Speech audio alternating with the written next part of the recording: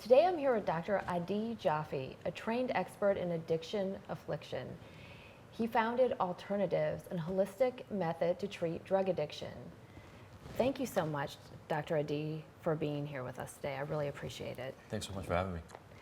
First of all, I guess I know that you went down this path because of your own struggles with addiction. So maybe you could tell us a little bit about yourself.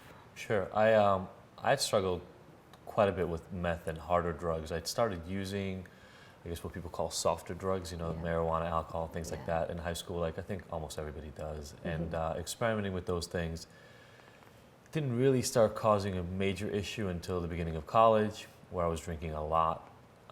And after a bad breakup, I just kept using more and more and more, started experimenting with some of the harder things, cocaine, MDMA, things like that.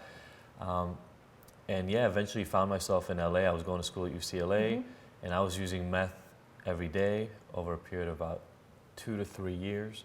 I ended up using drugs and selling drugs. That kind of just became my entire life. And when I got found out, I ended up serving time in jail. I really went down the darkest path I think you could with this sort of stuff. And when I got out, my options were really limited. And the irony is that's what led me back to school. I joke around about this a little bit, but you don't have a lot of options once you've gone to jail in this society. So you get that little checkbox on job applications. Have you ever been convicted of a felony? And that kept me out of mall jobs. I couldn't do anything. Oh yeah. And so I went back to school. And when I went to school, I didn't really know what I wanted to do, but I knew I needed to get myself out of that place in life. And not having any other options, I went with that route. But once I got there, I was studying psychology, and all of a sudden it clicked, and it just became obvious that having gone through what I'd gone through and being the kind of person that I am, I'm really curious and I like to learn as much as I can about everything. Figuring out how I got to where I had and what the right way out is for me and hopefully many other people was what I've spent the last 15 years doing. I had read that you're very into research because that's the best knowledge, and that you're into the pathway of addiction. Sure. Could you explain what the pathway is? Sure. I talk about, for me, there are a couple of different important things in the overall picture of addiction. People tend to ignore a little bit, how did individuals become addicted?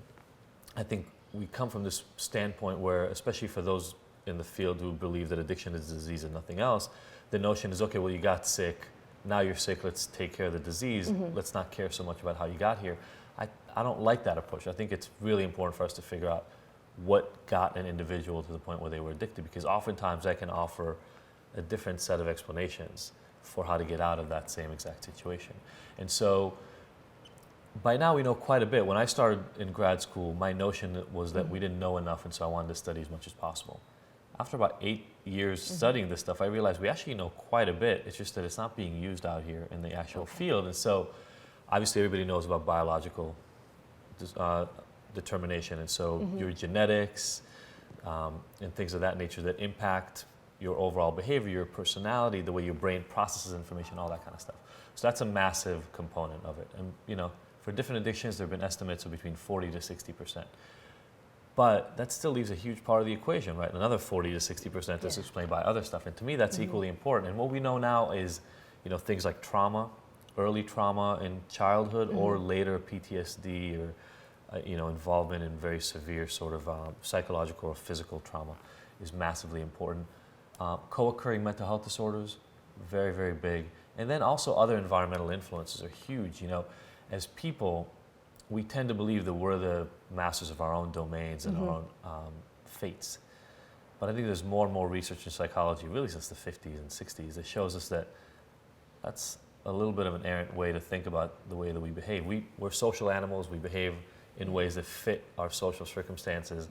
And so I think that's also a very important thing to consider. And I think once you put that effort into it and you really understand how a person got there, they feel better understood, and you are armed with a better set of tools in figuring out how to help them.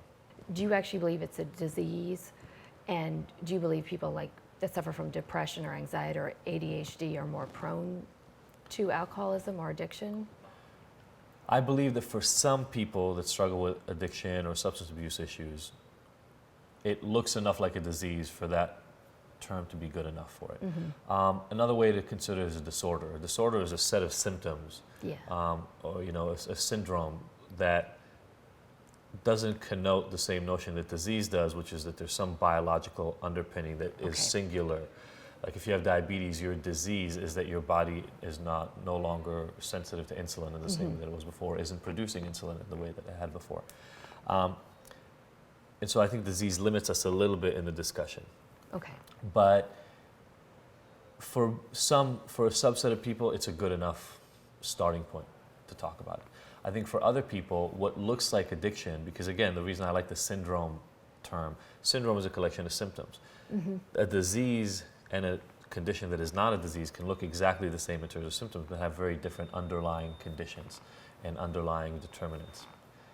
And so I think we want to be aware that we don't imagine for a second that everybody in the world who struggles with alcohol or drug abuse fits into one box. Okay. That can be a really terrible place to start from, because first of all, the assumption then is that the approach should be the same in treating all of them.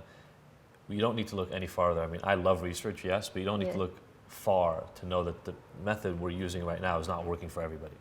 And so I want to be less dogmatic. I just want to kind of come from a point of view where we say, look, let's address the person, let's address all those individual components. It's not that there are an endless number of combinations, but if you think about 3 or 4 different ingredients for this recipe, your amount, the risk from genetics versus the risk from your environment versus the risk from early trauma, as you add them at different amounts, you end up with a pretty broad range. And so I really recommend that we stop thinking about addicts versus non-addicts and start thinking about some sort of a continuum where most people in society don't struggle with substance use issues. And then you start struggling a little bit, and then slowly and gradually you get to the point where you're struggling more and more and more. For some of those people at the top, yeah, it probably looks like a disease. But a lot of those people in the middle don't look diseased, but they're still struggling with substances, and we still need a solution for them. And would you consider those people to be what it's called a functioning addict, maybe? Some people call them functioning addicts. Now, the term that we're trying to use now is, let's say if alcohol is their substance of choice, then they have an alcohol use disorder, and we'll say they might have a low problem with that. So they have low alcohol use disorder or moderate alcohol use disorder versus severe. And I think when most people think alcoholic or addict, they're only talking about those severe cases. That means you're missing a huge chunk of the equation. And the problem is when those people look for help, right now they almost get only 2 options: fit into the alcoholic box or just be rejected completely from treatment, right? And I think we need to get a little bit more comfortable with a nuanced approach. I would like to thank you so much for joining us today. And I would also like to say thank you to Dr. Adi Jaffe. And I would like everyone to know that he does write on a regular basis for Psychology Today. He has been on the Today Show and as well as Good Morning America.